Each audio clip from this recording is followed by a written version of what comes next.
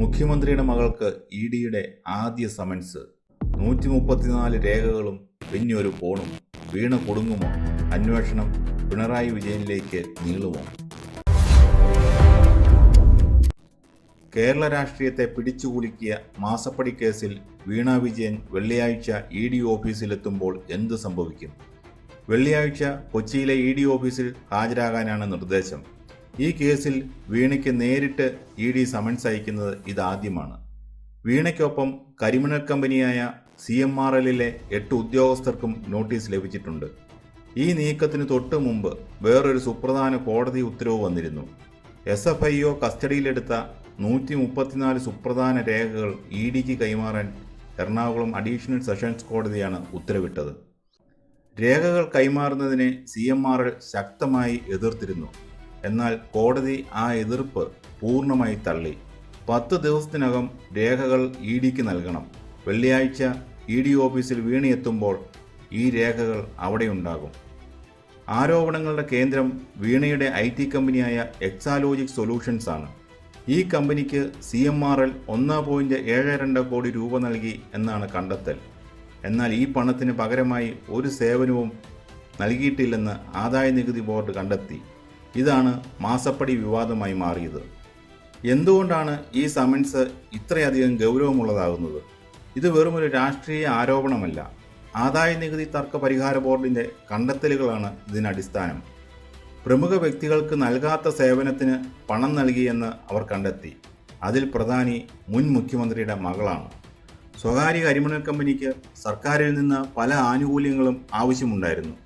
അതിനുള്ള പ്രതിഫലമാണോ ഈ മാസപ്പടി എന്നതിലേക്കാണ് അന്വേഷണം നീളുന്നത്. ലളിതമായി പറഞ്ഞാൽ ഇതൊരു അഴിമതി നിരോധന നിയമത്തിൻ്റെ പരിധിയിൽ വരാവുന്ന കാര്യമാണ്. വെറും നികുതി വെട്ടിപ്പല്ല ഇവിടെ നടന്നിരിക്കുന്നതെന്നും കള്ളപ്പണം വെളുപ്പിക്കലാണോ നടന്നതെന്നുമുള്ള സംശയത്തെ തുടർന്നാണ് ഇഡി ഈ കേസിലേക്ക് വരുന്നത്. ചോദ്യം ചെയ്യൽ വേളയിൽ ഇഡിക്ക് കൈവശമുള്ളത് ശക്തമായ തെളിവുകളാണ്. പിണറായി വിജയൻ്റെ വീട്ടിൽ നിന്ന് പിടിച്ചെടുത്ത വീണയുടെ ഫോണിലെ വിവരങ്ങൾ ഇഡിയുടെ പക്കലുണ്ട്. SFIO കണ്ടെത്തിയ 134 രേഖകളും ഇഡിക്ക് മുന്നിലെത്തും. ബാങ്ക് അക്കൗണ്ട് വിവരങ്ങൾ, ഇമെയിലുകൾ, കരാർ പത്രങ്ങൾ എന്നിവയെല്ലാം ഇതിലുണ്ട്. ഈ രേഖകൾ മുന്നിൽ വെച്ചായിരിക്കും ഇഡിയുടെ ചോദ്യം ചെയ്യൽ. എന്തെങ്കിലും മറുപടി പറഞ്ഞ് വീണയ്ക്ക് ഇതിൽ നിന്ന് ഒഴിഞ്ഞു മാറാൻ കഴിയില്ല.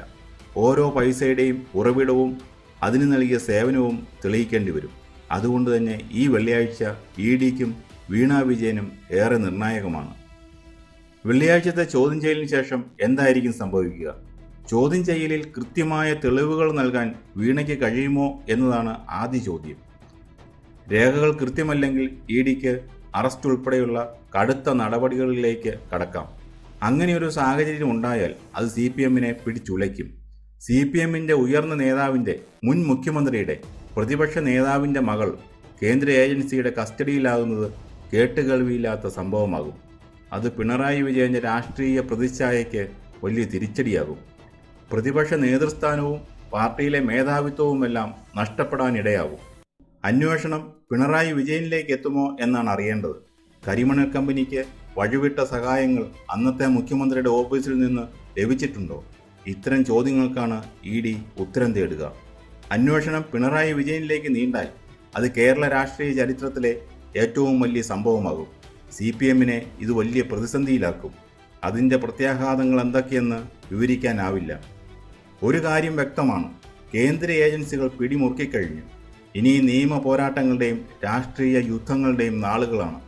പിണറായി വിജയൻ്റെ മകൾക്ക് നേരെ ഉയരുന്ന ഈ അന്വേഷണക്കുരുക്ക് എവിടെ ചെന്ന് അവസാനിക്കും?